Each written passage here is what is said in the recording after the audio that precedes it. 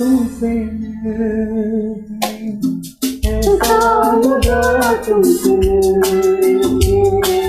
अरमां हुए पूरे दिल तुमसे मिलके ऐसा लगा तुमसे मिलके अरमां हुए पूरे दिल के ऐ मेरी जाने वफा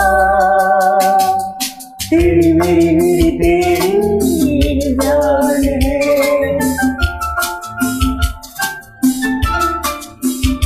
साथ तेरा रहने लगा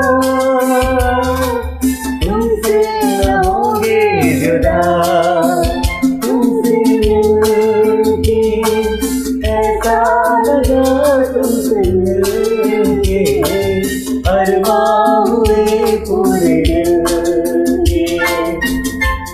बड़ा ताज्जुब होता है जब हम जिंदगी जीने की इस तड़प को एक जीती जागती शख्सियत के रूप में अपने सामने पाते हैं।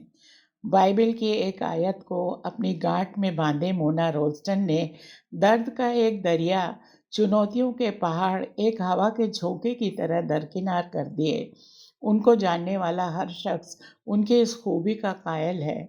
जो तुम अपने लिए चाहते हो उसे दूसरों के साथ भी साझा करो। इसी शुक्राना में 80 साल की हो गई मोना रोल्स्टन की आवाज़ में जो खनक है, जीवन जीने की बच्चों जैसी ललक है, वो उनसे दोस्ती करने का लालच जगाती है। स्टोरी मिस से शुरू हुई उनकी गाती बजाती ज़िंदगी में किताबें हमेशा उन्हें नए ख्वाबों से जोड़ती गई और मोना के साथ जुड़ती गई तमाम नन्ही जिंदगियां। स्कूली बच्चों की मासूम दुनिया की जादुई स्टोरी मिस अपने लिए भी थोड़ी सी ताकत बचा लाती, जो जिंदगी की तलखियों से जूझने, उन्हें जीतने में उनके बड़े काम आती। जिन तलखियों से इंसान जीवन जीने का हौसला छोड़ बैठता है, उन्हें ही पतवार बना मोना ने अपने परिवार में मिठास का ऐसा स्वाद सृजा कि आज वही परिवार मोना को खुदा की सबसे बड़ी नेमत मानता है। आज मन के मौसम में हमारी मेहमान है मोना रोल्स्टन। मोना जी, बहुत स्वागत है आपका मन के मौसम में। नमस्कार। नमस्कार। बहुत दिनों बाद बात हुई इस मंच पे। जी, मंच तो आपका बहुत दिनों से इंतजार कर रहा था। तो जी चलिए शुरू करते हैं बातचीत का सिलसिला। तो मोना जी, क्या है आपकी इस मिठास का राज कि जो आपसे एक बार मिलता है वो आपका मुरीद हो जाता है? इसका जवाब तो हमारे ख्याल से दूसरे ही लोग दे सकते हैं। हमको तो पता नहीं क्या चीज हमारी, कौन सी बातें लोगों को अच्छी लगती है, लेकिन इससे संबंधित एक हम वाकया बताना चाहेंगे जो कि बहुत इंटरेस्टिंग है। वो सिर्फ आवाज के लिए है। जी। तो जब हम लोग खाना खाते हैं कि बीच में काली मिर्च आ जाती किसी खाने में, तो हम उसको चबा लेते थे, क्योंकि हमारी मामी ने बताया था कि चबा लिया करो, थूका मत करो। बच्चे तो थूक देते हैं, जीरा ये सब जो कुछ भी आता है मुंह में थूक देते हैं, लेकिन हम चबा के खाते थे। तो हमारा बेटा जो ये बड़ा वाला जो जिसके संग हम रहते हैं, नवोदित, कहने लगा कि मम्मी तुम क्यों चबा लेती हो, इतनी झाल मिर्चा होती है, वो चबा के क्यों खाती हो काली मिर्च? तो हमने कहा कि काली मिर्च खाने से आवाज अच्छी होती है। तो तुरंत बोला कि तो कहने लगा कि इसीलिए मम्मी तुम्हारी आवाज इतनी मीठी है। तो हमको बड़ा छोटा ही था वो, लेकिन हमको बहुत अच्छी लगी ये बात कि ऐसा उसने कहाँ रिलेट कर दिया काली मिर्च को। नहीं, सही तो बात है। तो आवाज में मिठास की बात से हमें ये याद आ गया वाकया अपने जीवन में। देखिए, यहाँ भी आपने कड़वाहट को निगल लिया और मिठास दुनिया को बांट रही हैं। ये तो है सच में। जितना कड़वा खाओगे तो कड़वा नहीं बोलते, मीठा ही बोलते हैं। मीठा जो लोग खाते हैं वही कड़वा बोलते हैं कुछ छिपाने के लिए। जी। चलिए, लेकिन जो भी मिलता है वो आपकी मिठास की ही तारीफ करता है, ये बात तो सच है। हमको भी काफी लोग कहते हैं। Thank you. अच्छा, साउंड ऑफ द म्यूजिक की याद दिलाता है आपका समस्त परिवार। दादी से मिले संगीत को आपने आगे की 2 पीढ़ियों तक तो ट्रांसफर कर ही दिया है।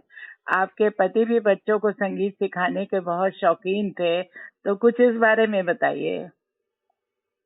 हाँ हाँ, ये आपने अच्छी बात कही, अच्छा प्रश्न है ये कि हमारी दादी के सभी बच्चे यानी कि हमारे सब चाचा और बुआ ये सब गाना गाते थे। अब जो इनबॉर्न था उनके अंदर गायकी, कोई किसी ट्रेनिंग के अंडर में नहीं, ऐसे जस्ट नॉर्मल गॉड गिफ्टेड थे वो सब के सब, जितने चाचा और बुआ हमारे पिताजी सब गाना गाते थे, अच्छा गाते थे। तो और क्या कहते हैं, हमारी मदर इन लॉ भी बहुत अच्छा गाती थी, तो उस बच्चों को गा गा के सुलाती थी। तो बच्चों पे असर हुआ, हमारा भी असर हुआ, ऐसी बात नहीं है। हम भी गा गा के उन लोग को मतलब सुलाते थे और गाने सिखाते थे। जब वो लोग 4 साल के थे, एरिक डेरिक, तो तब वो गजल गाते थे, गजलें गाते थे 4 तो हम उनको सिखाते रहते थे, बल्कि हमारे हस्बैंड थोड़ा सा वो भी हो जाते थे कि पढ़ाई की तरफ ध्यान दो कि गाने ही सुनाती रहोगी, ऐसा होता था कभी कभी। हाँ, लेकिन इससे उनके बच्चे भी गाते हैं, हमारे लड़कों के भी बच्चे गाते हैं, गाने लगे, मतलब naturally they are getting this ना। कोई म्यूजिक सीख नहीं रहा, कोई कुछ नहीं कर रहा, लेकिन बाद में सिखा रहा डेरिक अपने लड़के को, लेकिन अदरवाइज तो इनबॉर्न है सब में म्यूजिक। ये बात आप ठीक कह रही। और हमारे पति ने बच्चों को संगीत सिखाने के लिए बहुत कुछ किया, बहुत सहयोग दिया, और जहाँ जहाँ उनको कंपटीशन होता था, आगरा ले गए, बॉम्बे ले गए, इलाहाबाद रेडियो स्टेशन पे गाते थे हमारे दोनों लड़के, उनको ले गए, सब जगह उन्होंने बहुत प्रमोट किया और मतलब बहुत सहयोग दिया। लेकिन हमारे बड़े बेटे ने इन लोग को बहुत प्रमोट किया। बड़ा बेटा गाता, वो भी गाता है लेकिन वो सुनाता नहीं ऐसे गाता है। तो वो जो है वो इन लोग को गाइड करता था, कब कहाँ कौन सा गाना गाना, सब वो सिखाता था, ये सब बातें। तो हर मतलब व्यक्ति जो था वो म्यूजिक से इन्वॉल्व था। ये बात बिल्कुल सही आपने कही। और अफजाल साहब से भी बहुत अच्छा क्लासिकल म्यूजिक भी सिखवाया आप लोगों ने। अफजाल हुसैन खान निजामी थे, कानपुर के बहुत जाने माने म्यूजिशियन वो थे, आर्टिस्ट, और वो गजल आर्टिस्ट थे। तो उनको इनकी मैम, एरिक डेरिक की मैम ने जब देखा कि ये लोग इतना अच्छा गाते हैं, तो उन्होंने कहा कि आप उसको इनको सिखाइए। पर हम लोगों ने बिल्कुल ध्यान नहीं दिया, अपने पढ़ाई है, ये है, वो है। और जब ये लोग जी टीवी में चले गए और उसमें मतलब जी टीवी के प्रोग्राम में और स्टार प्लस के प्रोग्राम में, सब में इन्होंने भाग लिया, अंताक्षरी और सारेगामा, ये इंडियन आइडल, जब सब में भाग लिया तो वहाँ जगह जगह इन लोग को अच्छा भी माना गया, ज्यादा जीते भी, अंताक्षरी भी जीते इन लोग, और बड़ा इनका नाम पेपरों में नाम निकला कानपुर के।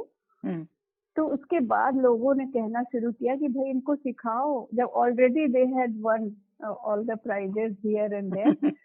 तो तब लोगों ने कहना शुरू किया कि इनको मतलब सलाह दी कि इनको सिखाओ यार, उनको इतनी अच्छी आवाज है, सिखाओ ना। तो फिर ये निजामी जी जो है मतलब काफी साल उन्होंने, कम से कम 6-7 साल शायद, फिर जब इन लोग ने कानपुर छोड़ दिया तभी वो उनसे नाता छूटा।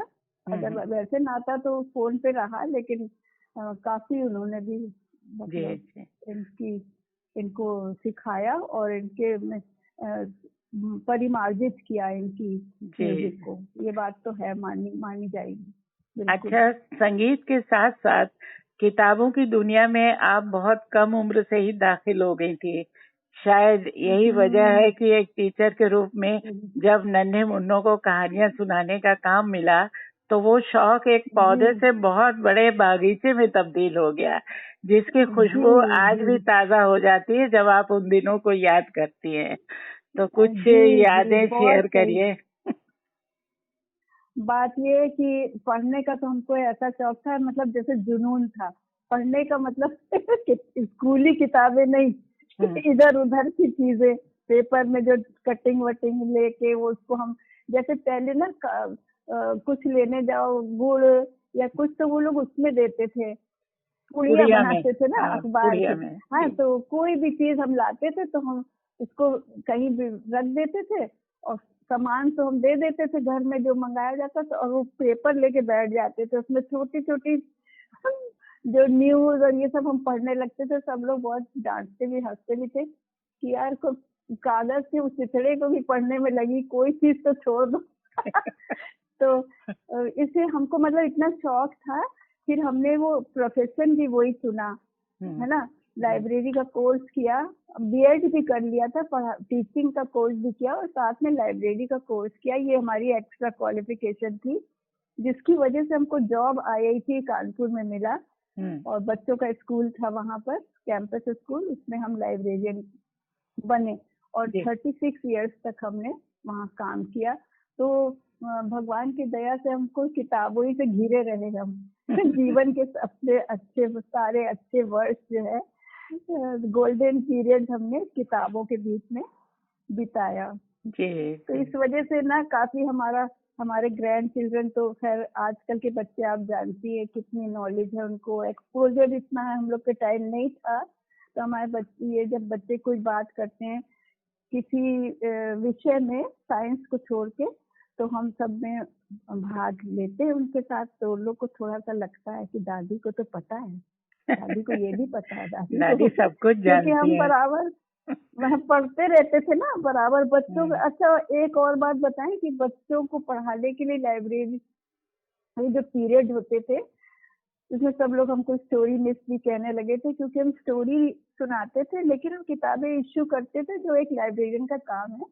पर हमारे अंदर शायद ये एक वो थी, क्या कहना चाहिए, आर्ट था, क्या था कि हम जिसकी जो इंटरेस्ट होता था उसको वही किताब देते थे। कोई बच्चे एरोप्लेन में इंटरेस्ट है, उनको एरोप्लेन की देते थे, जो तो हम पता लगा लेते थे कि किसको क्या इंटरेस्ट है। पता चला एरोप्लेन में इंटरेस्ट है और हम उसको दे रहे हैं ट्रेन की किताब, तो वो क्या, उसको ज्यादा मजा नहीं आएगा। तो ऐसे हमारे कई इंसिडेंट्स हैं, जिसकी वजह से बच्चे आज भी हमें याद करते हैं कि मोना मिस ने हमको किताब दे करके, मतलब उनकी मदर्स को भी हम कहते थे ये ले जाइए, वो उनके लिए उनके नाम से इश्यू कर देते थे। तो हम काफी इस तरह से हेल्प भी कर देते थे लोगों की। तो ये जो आपका ना पर्सनल अटेंशन था, जैसे लोग अपने बच्चों की चॉइसेस का ध्यान रखते हैं, वैसे ही आप स्कूल के बच्चों का भी ध्यान रखती थी, वो वाली बात हो गई। हाँ। अच्छा मोना जी, पर्सनल में तो ये गाने में इंटरेस्टेड है, तो गाने ही सिखाते रह गए। नहीं, वो गाना अपने स्कूल के बच्चों को भी सिखाया, अपने घर के बच्चों को भी सिखाया। वहाँ भी आपने कोई भेदभाव नहीं किया, ये बात तो बराबर से चल रही है। अच्छा, आपका भाषाओं के साथ बड़ा गंगा जमुनी रिश्ता रहा है, हिंदी, अंग्रेजी, उर्दू, ये आपके जीवन में एक के बाद एक कैसे आई? कुछ एक तो वो कहानी बताइए, और तीनों में से आपके दिल के सबसे ज्यादा करीब कौन सी भाषा लगती है आपको? अच्छा, दिल के करीब तो क्या है, भाषाएं तो देखिए सभी अच्छी होती, सबसे अच्छी भाषा वो कहलाती है जो आपको समझा पाए, जिस भाषा में आप अगले की बात समझ पाए, वो सबसे अच्छी भाषा होती है ना। पता चला संस्कृत में कोई बोल रहा, पता चला फ्रेंच में कोई बोल रहा, हम तो कुछ अच्छी से अच्छी बात वो बोल गया पर हम तो समझे ही नहीं। इसलिए भाषा वही अच्छी है जो हमारी समझ में आए, या हम जो वो भाषा बोले जो किसी और की समझ में आए, जो हम कहना चाह रहे हैं अपनी बात, वो दूसरे को समझ में आए, ऐसा होना चाहिए। तो ऐसे कोशिश करी। हाँ, लेकिन बात जो भाषाओं की चली, तो बचपन में हम मिशन स्कूल में पढ़ते थे क्लास 5 तक, तो तब तो हिंदी इंग्लिश ही रहती थी, कुछ उसमें ऐसा नहीं कि वो कोई एक भाषा मुखर हो, ऐसा कुछ नहीं। हिंदी इंग्लिश थी, हिंदी मीडियम में पढ़ते थे। और उसके बाद क्लास 6 से 12 तक हम मुस्लिम कॉलेज में पढ़े। तो वो सबसे कौन से एक बच्चे के जीवन में सबसे ग्रोइंग ईयर्स जो होते हैं, क्लास 6 से 12 तक, है। तो थोड़ा बचपन से लेकर जवानी तक तो मुस्लिम कॉलेज में पढ़े, तो उसका असर ये हुआ कि सब्जेक्ट तो सब लोग वही पढ़ते थे, Hindi, English, math, social studies, science, ये सब लोग पढ़ते थे। मगर उनके साथ उठना बैठना, मुस्लिम लड़कियों के साथ उनके घर आना जाना, और ये सब की वजह से हमारे ऊपर उर्दू का काफी प्रभाव रहा। तो इसका दूसरा कारण ये है कि हम लोग क्योंकि गाने में इंटरेस्टेड थे, हमारी बहन सब, हम लोग सब, तो गानों में हमेशा उर्दू का ही आता है ना। जब जितने भी फिल्मी गाने हैं वो उर्दू के शेर और शायरी पे बने होते हैं, तो हमें उर्दू जानना जरूरी हो गया और भी ज्यादा। समझ में आया कि भाई फुरकत के क्या मायने हैं, जज्बा के क्या मायने हैं, तो पता ही नहीं होगा तो गाएंगे क्या। इसलिए यही चीज हमने अपने बच्चों को भी सिखाई कि जो गाना है पहले समझो उसको, तभी तो गाने में आवाज में आपके वो आएगा सोच। तो हमारी लड़कियां, जब हम 8th 9th में थे तो हमारी सास की लड़कियां कहती थी, मोना तुम्हारी आवाज में बहुत सोच है। अब हमें सोच के मतलब नहीं पता था, बाद में पता चला दर्द। सोच के मतलब दर्द। मोना तुम्हारी आवाज में बहुत दर्द है। पर पता नहीं क्यों सचमुच हमारी आवाज में लोग कहते हैं कि बहुत मतलब जज्बात नजर आते हैं। और फिर क्या हुआ कि जॉब जब किया तो वहाँ इंग्लिश, तो इंग्लिश तो भाई ऐसे टू बी ऑनेस्ट इतना बोलना नहीं आता था। हिंदी मीडियम से पढ़े थे तो इंग्लिश बोलना नहीं आता था, लेकिन वहाँ पर ऐसा इत्तेफाक हुआ कि अमेरिकन बच्चों को पढ़ाना पड़ा। मतलब अच्छा। लाइब्रेरी में आते थे ना, लाइब्रेरी, तो अमेरिकन बच्चों से हिंदी में तो बोल नहीं सकते, तो उनको काफी कष्ट हुआ हमको थोड़ा शुरू में।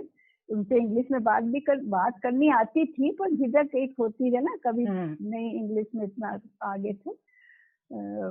पढ़ना समझना आता था, मतलब बोलने में थोड़ा सा झिझकते थे। जब नौकरी करी तो फिर हमें उन बच्चों के साथ इंग्लिश बोलने की आदत ही हो गई। फिर IIT में जाने से हमको ये एक फायदा भी हुआ कि बराबर फिर इंग्लिश में स्टोरी सुनानी थी, उनको तो हिंदी में सुना नहीं सकते थे।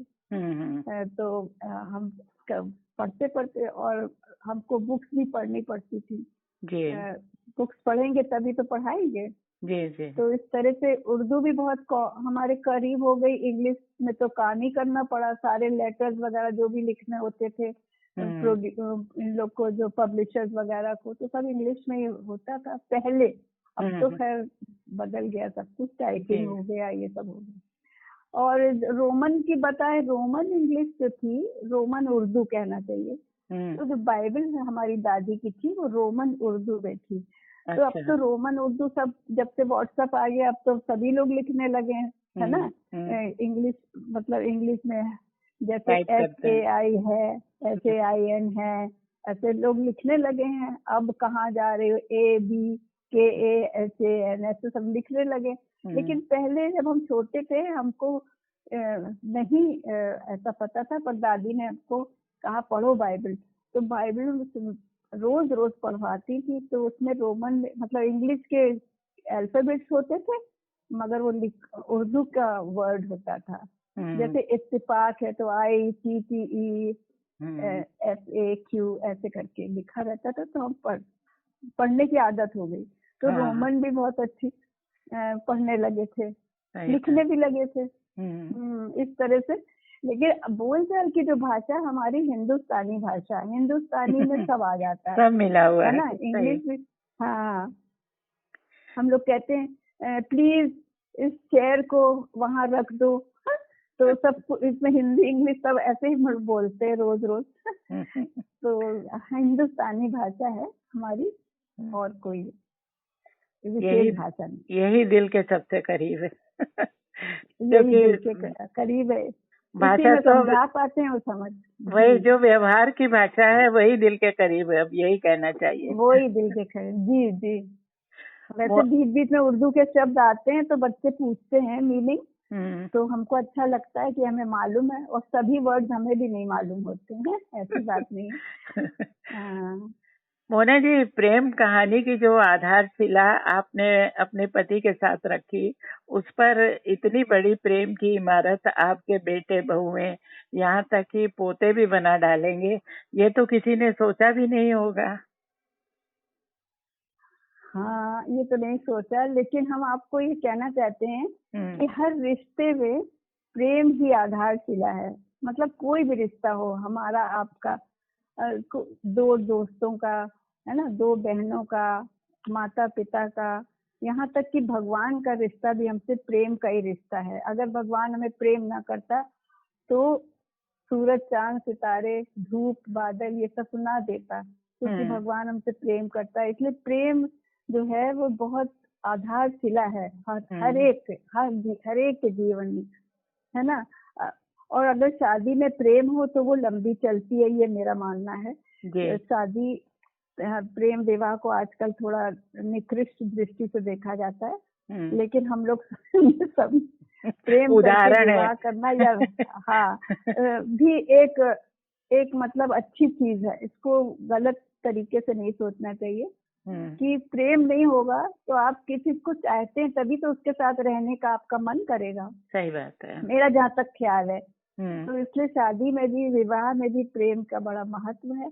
जीवन के हर पहलू में हमको हमारे प्रेम को सर्वोच्च मानना चाहिए। और इसी तरह से हम कंपैशनेट भी तभी होंगे जब हमें प्रेम होगा। गरीबों से प्रेम करो, दुखियारों से प्रेम करो, ये सब सिखाया जाता है, लेकिन प्रेम कहाँ करते हैं हम लोग। देख के इग्नोर कर देते हैं, जो कुछ मांगने आया उसको उतना ना दे करके थोड़ा ही दे के, और भगवान के मंदिर में या चर्च में कहीं टूटे फूटे फटे फुटल्ले नोट हम लोग डाल देते हैं, ये तो वहां डाल दे, और अच्छे बढ़िया नोट हम लोग आपस में एक दूसरे को व्यवहार में, ऐसा हमने देखा, और ये अच्छी बात नहीं है। तो प्रेम ही आधार है हर चीज का। अच्छा, एक चीज इसी से जुड़ी और पूछूंगी कि इतनी वैरायटी है, इतने धर्मों की बहुएं हैं, और सारे आपके परिवार में जो एक वर्सटाइल एक माहौल है, वो उसका आनंद आप लोग किस तरह लेते हैं? उसका भी आनंद प्रेम ही है। अगर एक दूसरे से हम लोग प्रेम ना करते तो ये संभव ही ना हो पाता।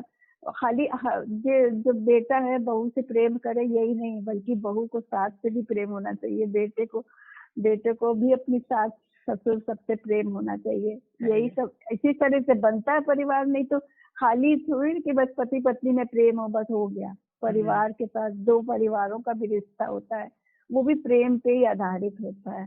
ये हमारा मानना है, इसीलिए सबकी प्रेम कहानी ठीक चल रही है।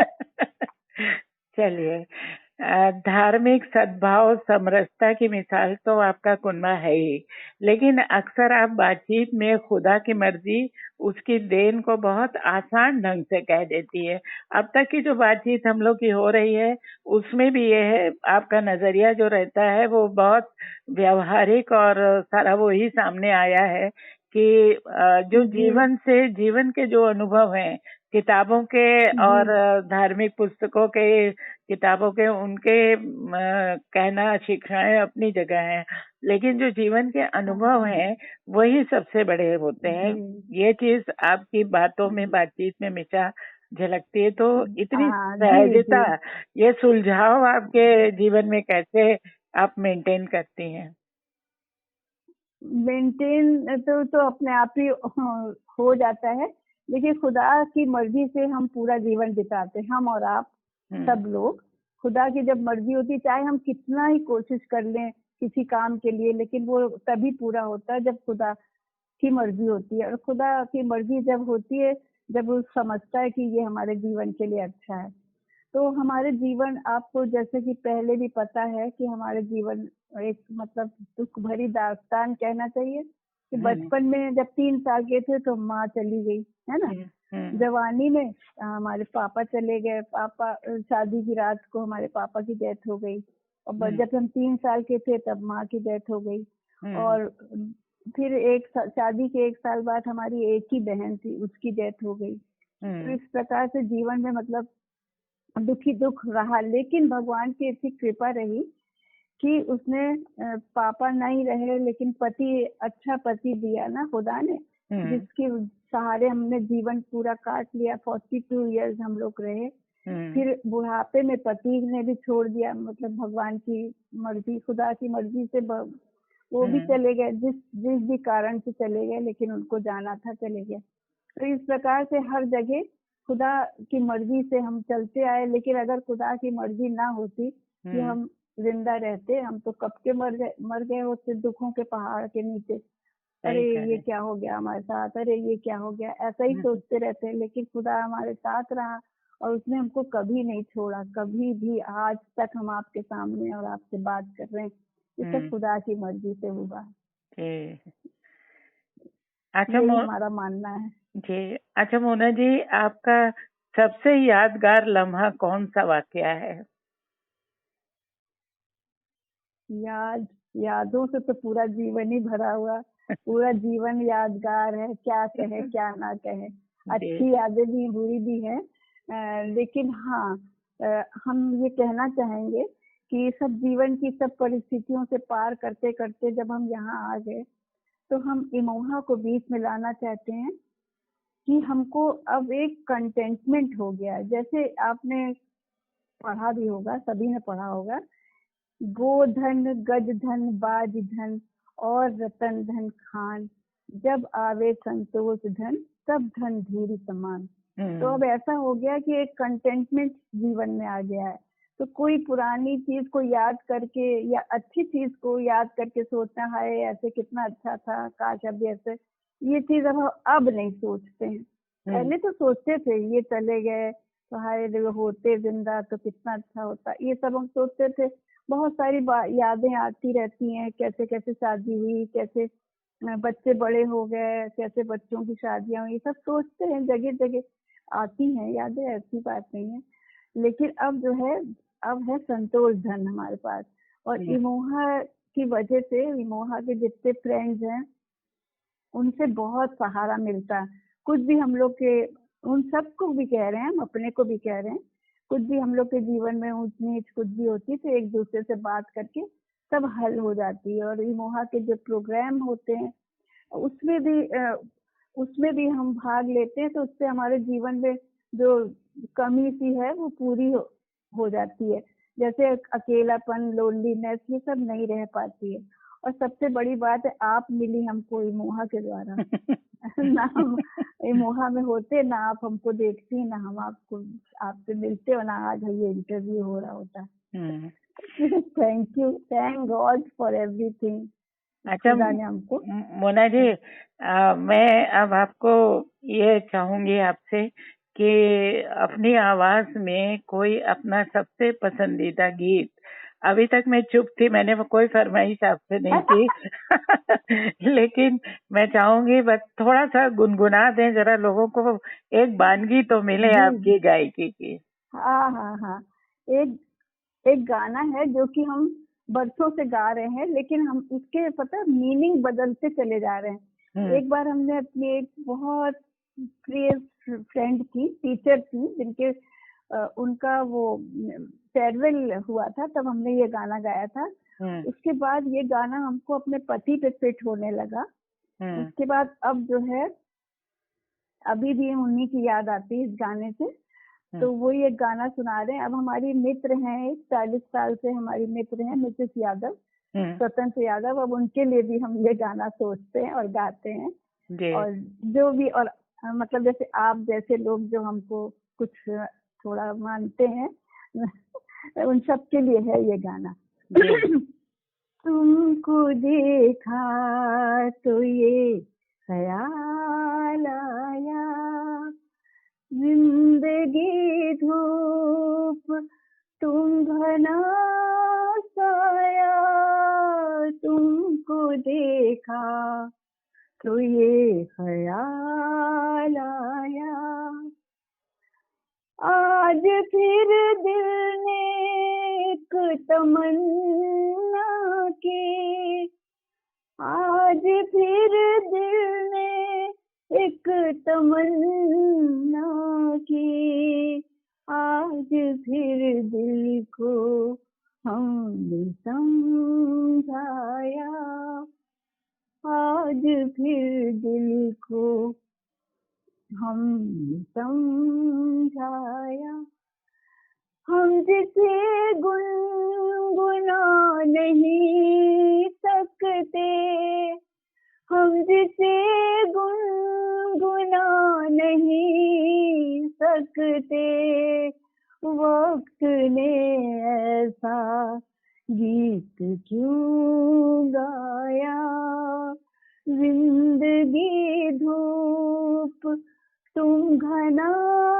साया, तुमको देखा तो ये ख्याल आया। Thank you. बहुत खूब मोना जी। उम्र के साथ शरीर ही नहीं आवाज भी बदलती है, लेकिन आपकी आवाज में उसी युवा होती चिड़िया की चहचहाट और चाय की पहली चुस्की सी ताजगी है। दर्द और सोच की तो आप क्वीन है, वो ताज तो आपको बहुत पहले मिल चुका है। अनछुई कोरी किशोर आवाज और दर्द का इतना बड़ा आपके साथ जो एक अनुभव है, तो बहुत बढ़िया गीत आपने सुनाया। और बहुत धन्यवाद मोना जी, मन के मौसम को इतना समय देने के लिए बहुत बहुत शुक्रिया। अरे धन्यवाद आपका कि आपने हमें योग्य समझा और अपने प्रोग्राम में हमको सम्मिलित किया। बहुत बहुत धन्यवाद कि आपने सच में, आप पहली एक इंसान है जिन्होंने हमको आगे बढ़ने के लिए प्रेरित किया, पहले भी और अब दोबारा भी। Thank you so much, thank you very much. धन्यवाद मोना जी।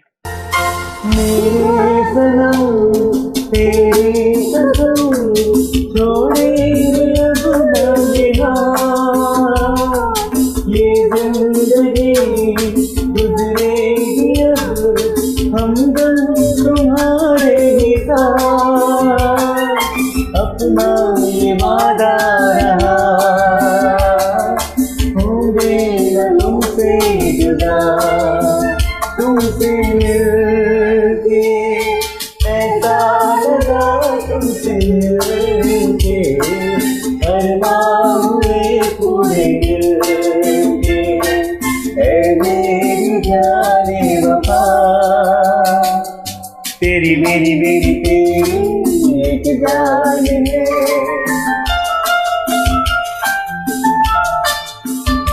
साथ तेरे रहेंगे सदा, तुमसे होंगे जुदा, तुमसे मिलके ऐसा लगा, तुमसे मिलके अरमां हुए पूरे दिल